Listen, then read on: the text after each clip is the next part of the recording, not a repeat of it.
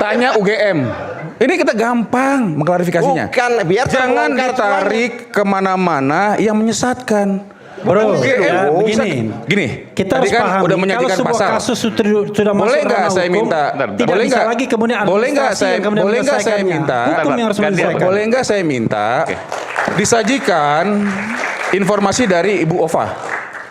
Supaya siapa tahu mereka belum pernah dengar. Sebentar. Lo iya dong. Kalau saya akan berpikir positif. Bahwa ijazah asli ada di pemiliknya. Iya. Sebentar. Jadi gini loh, karena kan mereka ini kan semua kan Kami tidak bertanggung nampaknya jawab nggak soal itu. mendengar. Saya mau coba, saya izin. Saya minta tolong. Tadi kan sudah saya minta pemirsa tolong ditayangkan pernyataan Rektor UGM terkait ijazah Nanti kita Pak coba Jokowi. cari. Tolong. Ya, ini tadi saya Supaya apa? katakan. Supaya mungkin mereka nggak pernah dengar. Saya nggak ngerti. Ini saya katakan. Ya, Ini saya minta dibuka supaya ijazah apa? Itu, supaya jangan sampai dibilang kemana-mana. ijazah itu Supaya pembuktian.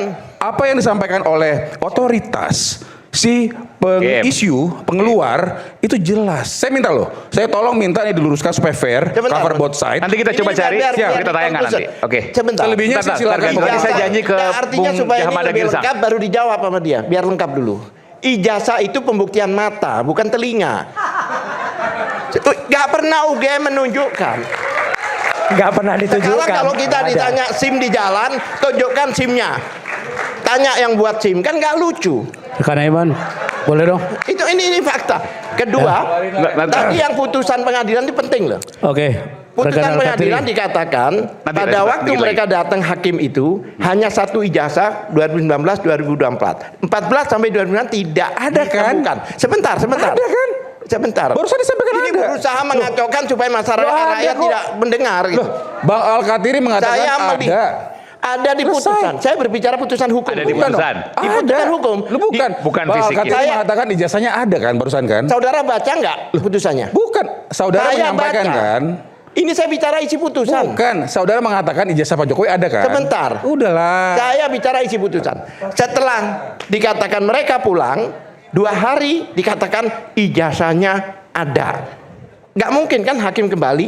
Nah, itu banyak orang menduga bahwa di ijazah yang pertama itu Benar. tidak ada stempel basah. Menduga kan? Jadi takut diraba. Bagus. Kalau Karena yang satu diraba boleh, mungkin stempel Tapi kalau basah. dibilang tidak ada, Begitu nggak yang boleh. kedua, supaya tidak Apapun diraba. yang disampaikan Bang Kenapa Al-Katiri, 1 hari setelah itu ditemukan? Ketika mengalaskan bicara dengan menduga, saya setuju. 1 hari Silakan, Bang. banyak menduga bahwa tempelnya bukan setuju. tempel basah, sehingga Setuju. jika diraba ketahuan bahwa Silakan. itu Prejudis itu scan-scanan. silakan, Bang. Itu banyak. Tetapi saya Bang Aiman, saya minta supaya cover both side supaya fair. Tolong diputar. Iya, lagi Saya mohon banget.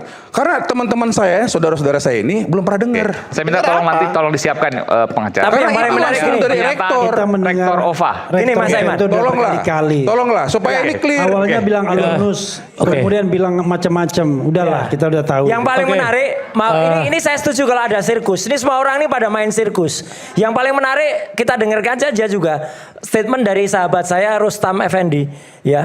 Mau orang bilang ijazahnya di sana ada UGM keluar, Rustam Effendi udah menemukan orang yang nyetak di Pasar Pramuka. Udah ada. Dan nanti orang itu bersaksi di sidang. Di sidang. Oke, Iya, udah ada. Jadi Bahwa mau- akan Mas ada Aiman. persidangan itu. Iya. Sampaikan Dan Kalau sudah sampai ke cetaknya. sidang. Sebentar. Sudah Iya. dilaporkan ke Baris Sudah Krim dilaporkan ke Baris Cetaknya Krim. di Pasar Pramuka. Iya. Ada yang mencetak ijazah yang dipakai Mas Jokowi Aiman, untuk pilgub. relevan Itu di kalau Pasar orangnya Pramuka nggak udah ada, jadi orang-orang ini udah gak ada nggak bisa lagi ngomong, membuktikan, ngapain lagi? itu disampaikan Gak usah nggak buktikan relevan. ijazahnya asli, nanti gak tentu ada. pemirsa Ini akan mencatat. Gak ada yang Tidak asli. relevan. Dan itu akan ditunggu nanti Tidak di persidangan. relevan. Oke. Jadi Silakan. gosip kan nanti gitu loh. Oke, rekan Aiman gini. Oke ya. Bentar Bang, saya minta Ibu Ova di Iya, iya, lagi Saya disiapkan. yakin mereka belum dengar. Iya, iya. Oke, Ya, Prof. Ibu silakan. Ova suruh ngeliatin, jangan Oke, bicara. rekan Al-Katiri, ya kami saling mengisi ya dengan Prof. Primanto. Oke, silakan.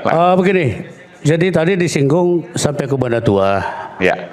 Nggak salah sih, Apa itu, Mas? Mas Aiman. Statementnya Ova ya? Tapi Bunda Tua itu memang menjat bahwa ijazah Pak Jokowi tidak ada. Dia menjudge begitu kan. Jangan lupa Bunda Tua itu berselancar di KIP, Komisi Informasi Publik.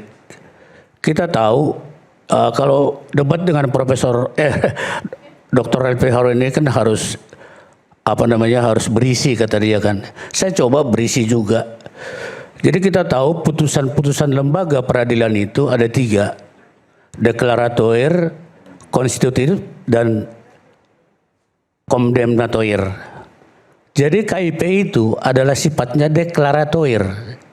Hanya mengumumkan saja, tidak merubah konstitusi dan tidak juga menghukum. Oleh sebab itu, kalau saya komentar tadi bawa-bawa ke Bona Tua berselancar di tengah. Di tengah dia. Tidak pernah ada putusan KIP yang didapatkan dimenangkan oleh dia menyatakan bahwa Pak Jokowi itu maaf kata palsu. Nggak ada. Nggak ada kondemnatori atau penghukuman seperti itu.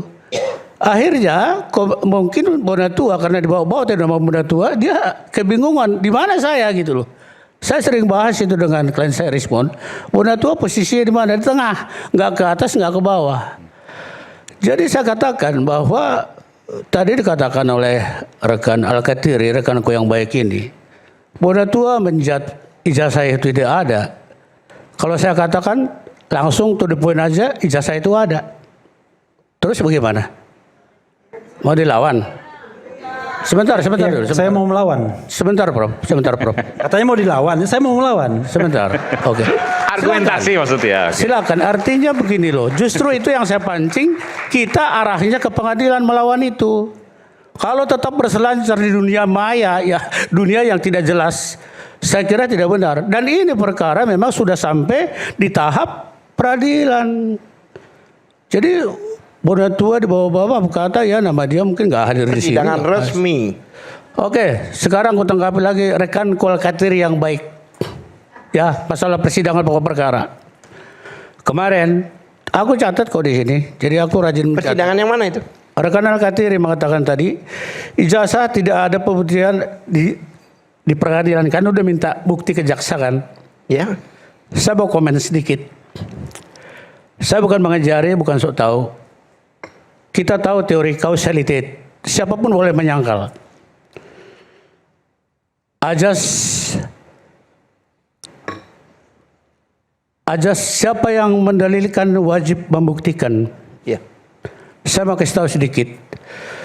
Semua kemarin menonton persidangan di mana kuasa hukum Tipa itu meminta bukti ke jaksa. Saya pikir dan jaksa menjawabnya secara jelimet luar biasa. Jika Anda ingin bertarung dengan kami, silakan Anda juga tampilkan bukti. Nah, jadi dalam perkara ini, kalau saya terjemahkan secara sederhana, Pak Jokowi melaporkan 30 April di Polda Metro Jaya tentang penistaan dan pencemaran lah begitu. 310311. Sekarang itu dilanjut dengan aduan itu dilanjutkan penyidik sampai kejaksaan sekarang, bahkan sudah didaftar di pengadilan. Artinya jaksa penyidikan sampai kejaksaan pasti sudah mempersiapkan buktinya. Itu hak mereka. Sekarang yang namanya Mas Roy dan Mbak Tipa ini kan juga Oke, karena saya disebut gini, Pak. Saya ingin tanya aja. Bapak pernah jadi pengacara kami, Balai RRT? bukan. Enggak, begini. gini. Saya tanya dulu, pernah iya. enggak jadi pengacara Balai RRT? Pernah? Pernah Dengar kan? dulu Mas Roy, dengar dulu aja. Pernah kan? Saya Pernah, saya Bapak tahu hanya diskusi. etika advokat enggak?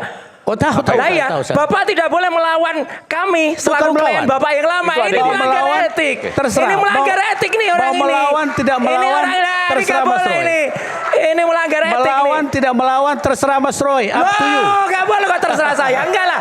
Hanya organisasinya saya- ini harus disangsi nih. Saya mau Coba saya minta sampaikan saja. advokat, pendapat advokat saya minta. Nggak, melawan itu kan di pengadilan. Saya hanya Coba menyampaikan saja. ini Mas Ya. Iya. Ini kan kita Saya bicara melanggar ini. rasionalitas. Ini melanggar Belum selesai, Ini belum pernah selesai. menjadi advokatnya Mas Roy. Oke, iya. Oke, Tentu ada dengerin. hubungan klien dan advokat, ada rahasia dan lain sebagainya Ya. yang sebenarnya tidak bisa diumbar ke publik, misalnya Oke. strategi dan lain sebagainya. Oke. Ya. Ketika kemudian dia berhadapan dan kemudian menyerang Mas Roy, itu melanggar kode etik advokat. Dengerin itu. Saya tambahkan, yang menyebarkan Dr. KTP Refli saya Harun. bukannya pengacara. Kalau soal Yang menyerang, memberikan KTP saya kepada Pak Roy filenya bukannya pengacara. Ini ngomong KTP bukan soal KTP. Bukan, ini lain maksudnya lagi. begini. Ini jager kita. Saya Bukan, nggak salah ngomong, kamu karena nggak itu ngerti akan kamu. saya laporkan. Nggak ngerti kamu udah. Itu Siapa aja. yang menyebarkan itu? sebentar. Kalau soal KTP. serang menyerang, Karena pada saat itu ya saya memberikan file KTP kalau nggak salah kedua tempat pertama Taka dan Bala RRT. Dan ini akan diinvestigasi. ya silakan. Akan saya laporkan. Siapa? Jadi kalau tadi dibilang kode etik pengacara. Kamu itu siapa?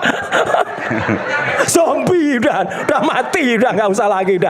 Udah. Taruh Pak dulu, Zakir aja Mas Roy. jawab. Nggak apa-apa, Udah nggak usah Kenapa dianggap. sih motong-motong Pak Roy? Nggak usah dianggap. Oke.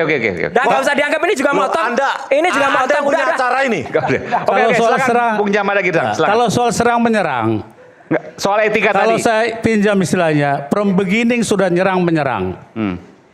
Jadi kalau soal menyerang di advokat Mas Roy dari awal. Begitu Rismon ini keluar dari grup itulah, katakan saya nggak sebut, sudah dimaki-maki, pembelot lah. Kalau klien Ini kan segala beda, macam. klien tuh Ya, klien tuh udah. prinsipal. Dengar. Advokat itu yang punya kode etik, Saya bukan sampaikan. klien. Gimana sih? Ini orang Sampaikan. ini udah tua nggak ngerti Termasuk lagi. Aduh, parah saya, ini. termasuk saya disebut adalah pengacara yang jam terbangnya minim.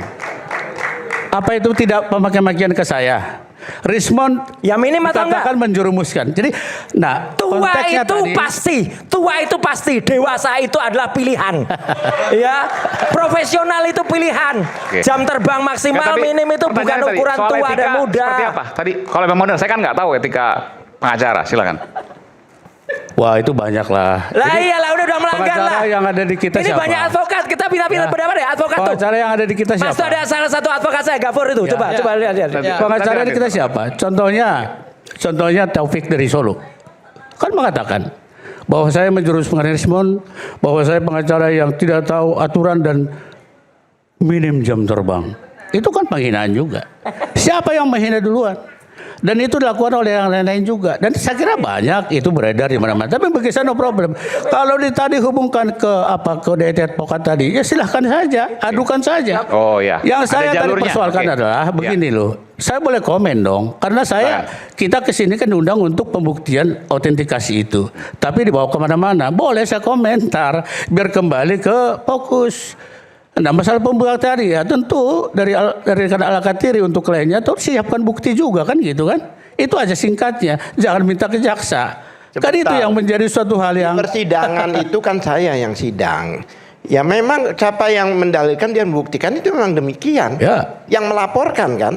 Nah, bukti-bukti yang katanya sampai 709 apa itu surat dan sebagainya itu kan dibuktikan. nanti saat Dan yang pembuktian kami minta rekan, kemarin saat pembuktian itu kita nggak usah bahas lah itu hal yang barang mendasar bukti. bagi kita itu nggak usah dibuktikan. Itu pada saat pembuktian dan saksi nanti ditampilkan. Loh iya. Di masing-masing tampilkan bukti. Daftar Saya barang kira saya nggak perlu layani seperti itu. Ya, kita kembali ke terus gimana? tingkat Silakan satu sedikit hukum. silakan. Ya, Mas Aiman, saya kira ini menarik ya, karena bagaimanapun juga perkara ini kan perkara publik ya. Dalam arti masyarakat ingin tahu kebenaran material atas perkara ini. Tapi sebelum saya yang lain, saya mau menegaskan dulu bahwa sebetulnya sebagai seorang advokat itu adalah profesi. Officium nobile, profesi yang terhormat dan mulia. Kenapa dia terhormat dan mulia? Salah satunya karena diikat oleh kode etik advokat. Dan di dalam Undang-Undang Advokat nomor 18 tahun 2003 di pasal 19 diatur bahwa advokat itu wajib merahasiakan segala sesuatu yang diketahui atau diperoleh dari kliennya ya karena hubungan profesinya. Itu jelas itu. Jadi kalau ada seorang advokat pernah menerima kuasa dari seorang klien kemudian membuka bahkan ingin menyerang balik seorang seorang klien dalam perkara yang sama loh. Dalam pokok perkara yang sama. Kalau perkara lain nggak ada masalah. Ya, misalnya Mas Roy diserang dalam bukan perkara Pak Jokowi, ya. Itu sebetulnya adalah pelanggaran kode etik advokat yang akhirnya membuat profesi advokat itu tidak menjadi mulia lagi, tetapi menjadi rendah. Karena praktek dari advokat tersebut, saya tidak menyebut orangnya. Ya, kalau ada yang merasa monggo. Ya, kalau ada yang mau merasa loh, monggo. Itu hal yang pertama. Atau ada yang mau bantah? Pak Jagirs mau bantah, ya saya kasih waktu. Sebentar dulu. Jadi gini rekan ya. Gapur sendiri di sini live loh. Ingat ya. Di acara tanggal 21 itu saya ingat. Memaki Rismon ini dengan mengatakan Anda tidak tahu diri, Anda munafik, dan Anda tidak bayar sepeser pun dengan saya. Saya yang menyertai. Siapa yang menyertai, bro? Itu fakta Terus, yang tidak bisa RJ-nya, dibantah. Saya tidak menyerang RJ-nya. Saya tidak menyerang Rismon dalam kapasitas Wah, dia sebagai seorang apa tidak klien menyerang saya seperti ketika itu? ada rahasia yang saya ungkap. Bilang Rismon munafik. Fakta apa? Saya Di tidak depan pernah rakyat, mengenal Anda. mantan kliennya. Dan saya tidak pernah meminta Anda sebagai pengacara saya. Lah memang Anda tidak yang meminta. mendekati saya Anda di memang festival. tidak meminta. Saya Baru sudah menjelaskan dijadikan kepada agendu publik. oleh Bang Abraham Sebentar. Samad yang Anda tipu sekarang. Kok astagfirullahalazim. Rismon, Loh, kamu tidak punya kapasitas Ini kan begini, untuk itu. Seolah-olah, ini saya luruskan. Saya pernah kenal Anda. Saya dan jelaskan kepada meminta Anda ya. Saya sebagai jelaskan kepada Anda. pengacara saya. Supaya Anda yang semua mendekati saya, Ya, oke. mengemis-ngemis pada saya. Saya istighfar. Saya jelaskan kepada saudara ya. Tapi dengarkan saya, Kapan dengarkan saya. pernah kenal Anda sebelumnya? Dengarkan saya, nanti saya jelaskan kepada saudara. Oke ya, pertanyaan ini diulang-ulang terus dan saya sudah klarifikasi kepada publik. Ini bagus juga di forum rakyat bersuara. Saya memang ketemu Rismon di suatu tempat. Tapi saya demi Allah, demi Tuhan tidak pernah meminta untuk menjadi kuasa hukumnya dia. Saya bersumpah atas nama Tuhan saya. Ya. Demi Allah, saya tidak pernah meminta-minta seperti yang dia sebutkan. Itu satu hal. Hal yang kedua, saya itu menjadi kuasa hukum dalam perkara ini sudah saya jelaskan juga dalam podcast saya. Kalau nggak ini nonton Abdul Ghafur Sangaji official. Ini bukan promosi ya. Yaitu pada saat rapat di tempatnya Bang Ahmad Yani. Ada Rismon hadir, ada Jagirs hadir, ada Mas Roy hadir. Saya diundang oleh seseorang tersangka, sahabat saya namanya Bang Rustam Effendi. Diperkenalkan dengan dua lawyer dari Taka. Namanya Bang Jack Aspardi Piliang dan kemudian Bang Juju. Dua-duanya adalah senior saya dari Universitas Indonesia Fakultas Hukum. Saya dibawa dalam ruang itu, saya juga belum kenal Bang Rismon. Pada saat kami rapat untuk mempersiapkan pemeriksaan di Polda Metro Jaya, saya adalah orang terakhir yang berbicara. Ada Mas Roy saksinya. Saya saya duduk di pojok paling kiri. Kalau nggak salah nggak 2 atau 3 orang setelah Jagirs. Saya adalah orang terakhir yang memberikan pandangan dan saat itu Bang AS karena salah satu yang dilaporkan, termasuk juga ada Bang Ahmad Gozinuddin bertanya, ini Adinda yang hadir ini siapa? Dijawablah oleh Bang Juju dan Bang Jack Aspardi Pilihan, itu junior kami Bang, alumni UI juga. Setelah mereka menyelesaikan pembicaraan itu, saya diberikan kesempatan untuk berbicara terakhir. Ini fakta. Bisa ditanyakan langsung kepada Bang Abraham Samad. Saya menyampaikan pendapat hukum saya, hanya 2 hal yang saya sampaikan. Setelah saya menyampaikan pandangan hukum saya, Bang Abraham tanya ke saya, Adinda, apakah Adinda adalah seorang advokat juga? Iya, saya seorang advokat. Saat itu juga perintah Bang Abraham Samad kepada Bang Ahmad Gozinuddin adalah masukkan Adinda Abdul Ghafur Sangaji sebagai tim kuasa hukum. Dan saat itu juga saya tanda tangan surat kuasa. Ada Jagirs jadi saksi. Saya tidak pernah minta lewat Rismon. Itu fakta yang tidak bisa dibantah.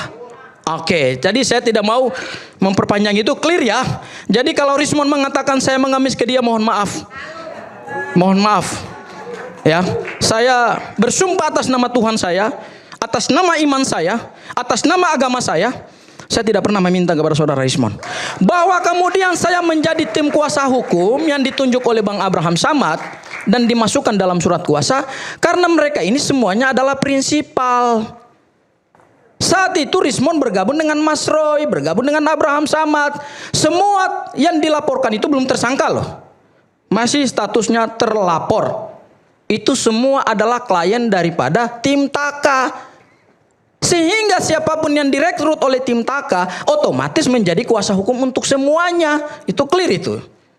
Ya, oke, saya tidak ingin memperpanjang itu lagi. Saya kira saya udah menjelaskan buat Rismon ya. Kemudian yang berikutnya lagi. Bentar. Intinya saya tidak pernah kenal Anda. Ya kan dan saya tidak udah pernah gini. Tidak pernah meminta Anda sebagai pengacara saya. Udah itu aja.